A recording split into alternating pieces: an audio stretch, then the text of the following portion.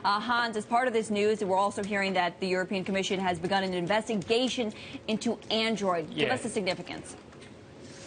So there are two ways to look at this. One is it's ultimately positive for Google because what this complaint is about, at least a formal complaint, is just about comparison shopping for Google. Now, they hinted that they may go after Google Travel, but the complaint is very clear that they don't want to ask Google to alter its algorithm, right? And that's where they get all their revenues. That's their main source of profit. At least we suspect so. Google doesn't really break it down all that well. The negative side is that the EU Commission has opened up a second inquiry into mobile phones, into Android operating systems, and that could be ongoing and go on a lot longer.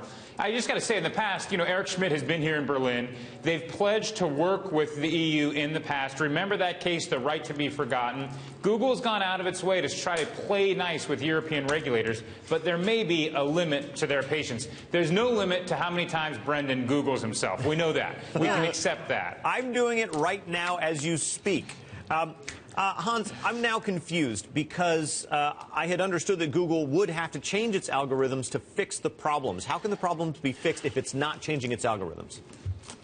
They can move up other people's search when it comes to comparison shopping. As I read this complaint, and this is a formal complaint, and Google's going to have 10 weeks to respond, it has to do with comparison shopping, a product that Google's had out there since 2008. The core of search, their algorithm on what comes up, doesn't get there until you actually want to do the comparative shopping. So that's my reading of it. Initially, this product was called Frugal, and then it did disastrously, and so they integrated it more into their search. But Hans, as Olivia nailed, the real story here is a surprise of Android.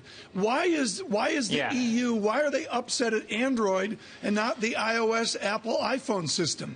Yeah, because Android is open source, which is an argument that Google will be making, likely be making. They say that there's still preferential treatment to the open source coders who then create apps that are compatible with Android, and that there's preferential treatment being given to some of them, not others. So that's the EU's. I mean, look, the broader issue is here. It's not just Google. This is all tech companies that have a footprint in Europe. Remember, Google gets 35% of their revenue from Europe. They're all going to have to deal with the European Union.